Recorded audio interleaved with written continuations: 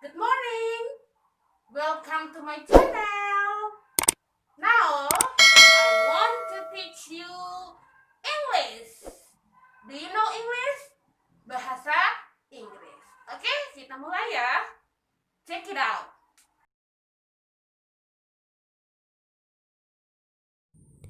Hello, how are you everyone? Nah, anak soleh-soleha, pada kesempatan kali ini kita akan membahas bahasa Inggris tentang things at school atau artinya benda-benda yang ada di dalam sekolah. Nah, sebelum kita membahas materinya, mari sama-sama kita bagi dulu ke dalam 3 bagian. Nah, yaitu yang pertama things in the school bag atau yang artinya benda-benda yang ada di dalam tas. Yang kedua things in the classroom atau benda-benda yang ada di dalam ruang kelas. Yang ketiga rooms in the school atau nama-nama ruangan yang ada di sekolah. Oke, why atau kenapa kita harus membagi? Nah, tujuannya adalah untuk mempermudah kita dalam mengidentifikasi kosakata yang kita pelajari nanti. Oke. Nah, ayo kita mulai. Yang pertama, things in the school bag atau barang-barang yang ada di dalam tas sekolah. Ayo anak-anak, siapa yang tahu? Tentunya banyak ya benda-benda yang ada di dalam tas sekolah kita. Yang pertama adalah pen, yang artinya pena. Yang kedua atau option B-nya book, yang artinya buku. Atau yang option C lesson book atau buku pelajaran. Kemudian ada juga ruler, artinya penggaris. Oke, bisa dipahami sampai di sini. Itu adalah benda-benda yang ada dalam tas sekolah. Bagaimana dengan nama-nama benda yang ada di dalam kelas kita? Ayo kita lanjut ya. Oke, tentunya terdapat banyak benda-benda ya yang ada di dalam kelas kita. Nah, option A-nya atau option A di situ ada desk atau yang artinya meja. Kemudian option B chair atau yang artinya kursi.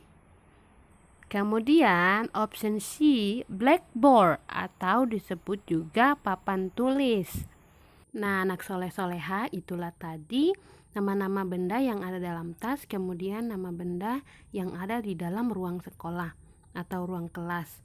Sekarang kita melanjutkan dengan rooms in the school atau nama-nama ruangan yang ada di sekolah kita.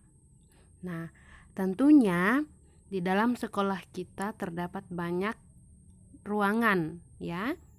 Nah, yang pertama pastinya di sekolah kita terdapat office atau yang disebut juga ruang kepala sekolah atau kantor. Yang kedua ada yang disebut dengan schoolyard atau lapangan sekolah. Kemudian ada kantin atau yang disebut dengan kantin. Ada juga library atau yang artinya perpustakaan. Nah, ada juga toilet ya, yang artinya toilet atau kamar mandi. Oke ya, anak soleh-soleha, itulah tadi contoh-contoh benda-benda yang ada dalam tas, kemudian benda-benda yang ada di dalam ruangan kelas, kemudian benda-benda yang ada di sekolah. Sekarang kita masuk pada contoh kalimat atau how to make sentences. Oke. Number 1 atau nomor 1, I go to school every morning, yang artinya saya pergi ke sekolah setiap pagi. Number 2, my teacher writes in the whiteboard using a marker, atau yang artinya guruku menulis di papan tulis putih menggunakan spidol. Number 3 atau nomor 3, There are 2 pens in my pencil case, yang artinya ada 2 pulpen di dalam tempat pensilku.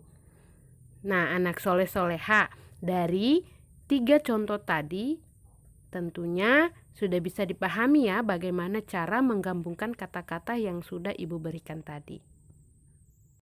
Oke, anak soleh-soleha, sekarang kita masuk pada tugas. Yang pertama, tulislah dan hafalkan 20 kata-kata benda di dalam rumahmu. Ya, benda-benda yang ada di dalam rumahmu, kemudian dibuatkan sebuah video.